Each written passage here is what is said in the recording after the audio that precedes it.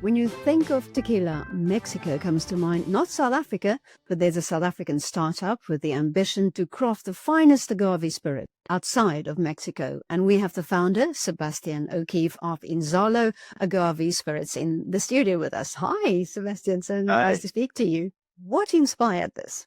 I grew up in South Africa, and I've spent the last 25 years in the US and Europe. I worked in wine and spirits for a good portion of the latter years. Always in entrepreneurial types of roles, but never something truly entrepreneurial. And through my time, luckily I'd spent a fair bit of time in Mexico, with agave spirits, and obviously the most famous of agave spirits is tequila. And I made the decision 2.5 years ago to move back to South Africa and try to do something unique, and that was my own. And what people don't really know is that South Africa is actually full of these agave plants, and they've got quite a rich history on how they got here. So between 200 or 300 years ago, it's predominantly actually the English during colonial times. They would put these agaves on ships and sail them to the colonies. So when they were actually building railroads, they would plant them alongside the railroads to stop the cattle crossing the railroads. So it's an interesting way that they got here. More recently, in South Africa in particular, you find them in drought-stricken areas because they're actually great for feeding cattle and ostriches. And if you look at where you find them the most, actually they're in Graaff-Reinet, which is the ostrich capital, where originally all the ostrich feathers were grown. And then also you find them in dairy areas.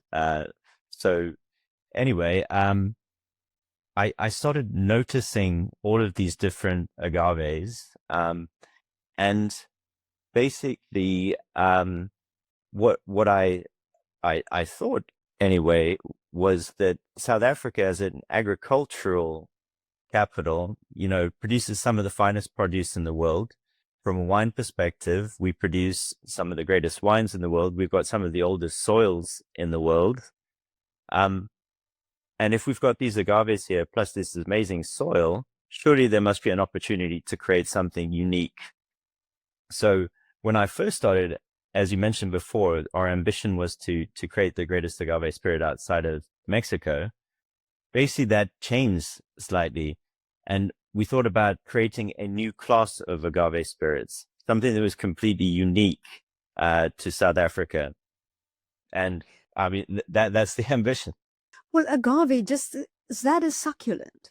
Yes. So the interesting thing about agave is most people refer to agave as a cactus, right? It's not a cactus. It looks much more like an aloe.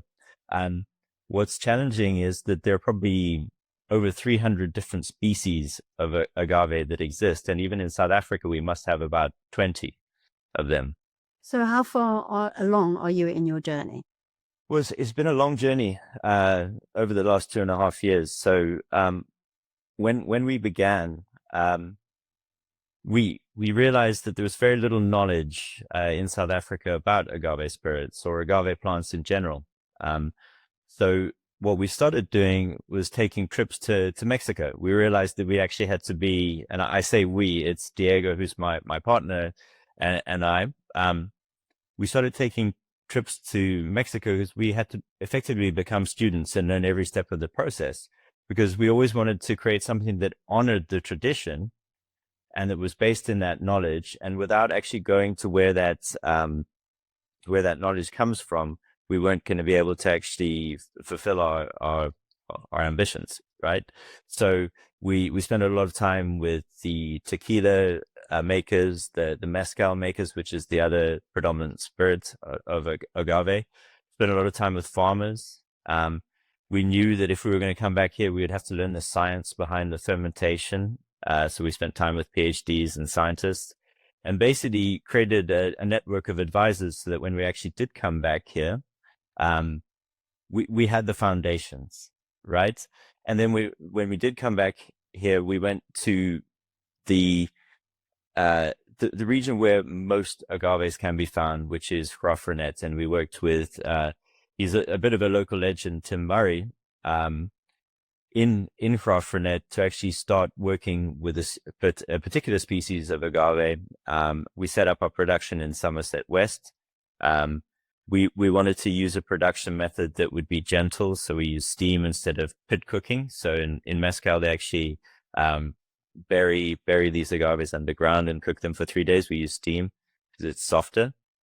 But we converted an old steel boiler. We were using plastic bins, and we started cultivating yeasts from amongst the agaves to actually use wild yeast in the fermentation, because to this whole thing, we wanted to create something that really honored the plant itself. So for about 6 months, we were working on that. We were bringing these massive plants. You basically cut the leaves off, and you have what looks like a giant pineapple. We were putting them on the back of a truck and trucking them from Graafrenet down to Cape Town, and basically working on creating our first agave spirits. And we got to a stage where the production process was going great, but we felt, and in the end we were right, that just because everyone else was using one particular location for these agaves didn't necessarily mean that it was either the right plant or the right place. So we literally spent a year driving around South Africa. I bought the secondhand car. The poor thing it's got a lot of Ks on it now. We drove around with a drill and a thing that helps us measure sugar levels, and the content of the plants. And we went up through Eastern Cape, up to Pretoria, up through Limpopo, to the sisal plantations. So there's also old sisal plantations in KwaZulu, then down across the front of the Drakensberg into Eastern Cape. And eventually, and it was quite an interesting story how we actually found this final agave that we work with. One night we were supposed to have a meeting with a lady near Oudtshoorn to discuss actually setting up a planting regime there. And it was Valentine's Day, and she had a date. So in the end, we changed that meeting to lunchtime and drove further on down to a place that we'd stayed before. And that night we happened to bump into another farmer who said, "Oh yeah, I've got those things growing on my land." The next morning we went up this valley and discovered a completely different species of agave, which was the one that we were looking for. And it's what we call the red agave. And it's very interesting because this plant grows in an area, it's just below a mountain range, very, very harsh, high altitude. The soil is an ancient seabed, and the soil is so salty that when it rains, which is very rarely, it actually forms a salt crust on the soil there. And basically working with agronomists, we found out it was the combination of these sort of stress factors, but at the same time, there's this mist that comes in the morning and gives it just enough water to help these things grow. So you've got this place that is now going through I think it's the worst winter drought in 53 years, is somehow producing these amazing species of agave. So we couldn't believe our luck. We tried it. What's amazing about it is that, because of it, it's a real expression of the terroir. Like, so if you think about a wine, for instance, you've got the grape and the soil it comes from. So here you've got this plant that gives it an amazing sweet spiciness, but then at the same time you've got this really salty, mineral-rich soil that gives it this mineral saline finish on top of it. And as I mentioned before, we managed to work with wild yeast as well, which give it this sort of creaminess. So it really is a new class of agave spirit, and it's something amazing. And ultimately it was fate that we found it, but we really didn't take any shortcuts in this journey, because we knew we had to put in the hard work to basically figure out what we were going to do and end up where we have done. So where was this? Close to Utswood? So this is near Ladismith, actually. So there's a mountain range, and this is another interesting thing I learned, is underneath Tuverkop, which actually means magical place. Like, so these things are literally growing underneath this magical place in Ladysmith. And it's obviously the Ladysmith in the Western Cape, not the one in KwaZulu-Natal. Yes. Yeah, yes. So it's also closer to Cape Town than Fermented, which is good. So, yeah. So are you already in production? So our first official bottling will happen in 2 weeks. So what we did once we found these plants was the farmer that we'd met, we set up production on his farm. So we wanted to actually run production close to where these agaves were growing, just to make sure that you sort of maximize the impact of the environment through the production process. Is interesting, as I mentioned before, that this is a big dairy industry place, and it was because of the dairy industry that these plants were actually planted. But also we rely on the dairy industry for the creation of our tanks. So we got it's a huge old milk stainless steel tank that we've converted into a steam oven to do all of our cooking of these agaves from the local industry. And actually then we rely on the local wine industry for the extraction of these juices. So what happens is you put the cores of these plants into an oven, and you cook them for about 3 days till they become soft. And then you effectively press the juice out of them, and that is the juice that you then ferment and then distill. So we use a wine press. It's all very manual, extremely manual. We use a wine press to press this juice out, and then we put in the back of a bakkie and drive it down to Cape Town, where we do the fermentation with this wild yeast that we've cultured, and then we distill at Hope Distillery in Cape Town. So it's tequila like champagne, that you can't call it tequila because that is confined to a certain region. Is it like champagne that you're supposed to call sparkling wine? Absolutely. Yeah. So I think that's another important thing to mention. So in the past, whenever other countries have tried to come up with an agave spirit, they would put tequila or mezcal on the label. Obviously, that's kind of like putting champagne on your label, which is illegal. And you know, the Mexicans, rightly, we're not very happy with that. So we're calling it an agave spirit.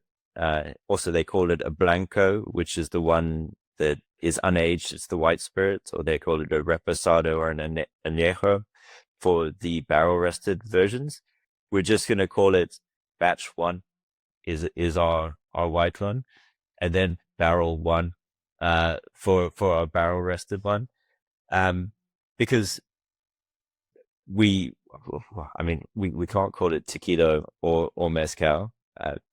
We want it to be something entirely new. So you call it agave spirit? An agave spirit, yeah. So are there competitors in this space in South Africa? Yes. So actually it goes back to the 90s, and there's quite a long story which I won't go into. But in the 90s, there was a big production effort up in Fermented, which didn't go ahead. But Fermented, as I mentioned before, is the source of, as far as I know, pretty much all of the local agave spirits. The most well-known and distributed agave spirits to come from there is Ladismith. They're definitely the ones who trailblazed and really set up the movement. I think what we're doing that is different is that, you know, we're trying to find a completely different plant and use a very different way of actually producing it. So is your market South Africa, or do you want to export? Our ambition with creating a new class of agave spirit is not for us to stand alone, right? So the longer term ambition is to obviously go internationally. We want to go internationally with other international agave spirits producers. So for instance, in India, they're starting to produce a lot of agave spirit, Australia, etc. So in the longer term, our ambition obviously is to create a product that is of equal quality to the great tequilas and mezcals, but we're not trying to compete head on. We're just trying to create a point of difference in international markets. Now, that being said, we're quite lucky to start in Cape Town, where I'm based, because here we have incredible fine dining, right? So we're focusing on producing a product that is versatile. Actually, our first customers are a fine dining group, which is great. And then we have a lot of tourists coming here as well, who can actually help give us feedback on the product from an international standard. So we 100% want to build the local market, focus on the local market, learn in the local market. We're working with local bartenders to come up with our signature serves. We want to produce the foundations of everything in South Africa with the ambition of taking it internationally. So where do you see yourself in 2 or 5 years? So it's an interesting question because, there's a lot of interest in what market would you go to next. And kind of where we've ended up is, okay, well, we're sitting here at the bottom of Africa, which is a massive and developing market, right? So let's focus on expanding into Africa first. So I think that'll be our next logical step. And then maybe dabble into a couple of markets in Europe. South Africans, are they tequila or agave spirit drinkers? Hugely so. So the interesting thing is that South Africans, for sipping, love to sip brown spirits much more. On an international basis, agave spirits and tequila tends to be drunk much more as a white spirit. So if we were developing a product purely for international, we would go only white spirit. But because we're also developing for a local market, we're playing with pinotage barrels for aging. We're playing with new oak, Slovenian oak, all of these different expressions that will actually cater quite nicely to the South African market as well. So do you drink it the same way with the salt, lime, toss it So a very good question. Actually, I went to a tasting. It wasn't tasting. It was some guys I met, and I bought out, our bottle. And right away they went and they got the lime and the salt, and I was like, no. So this is meant to be sipped neat. And the way that we've tried to produce this, and very intentionally, is as a product that has a roundness and a softness, but with enough complexity that you can sip it. So the number one thing people will say to you if asked, tell me about your experiences with tequila. Tell me about your experiences with even mezcals, is that it burns and it's harsh and all of that. And the number one feedback that we actually get when people try it is that, oh, wow, this is really smooth. And that's intentionally, right? So we want people to be able to enjoy it neat, but we want people to be able to pair it with food, and then obviously pair it with cocktails as well. Well, as a journalist, the experience that I have is more the 1 tequila, 2 tequila law. And honestly, for me, it was the same. And it's only been through going to Mexico for a lot of times and now actually working with it that you realize that actually you can sip this stuff. That's a lovely story, Sebastian. Thank you so much and good luck with this. We will watch it. Lovely. Pleasure being here, and thanks very much.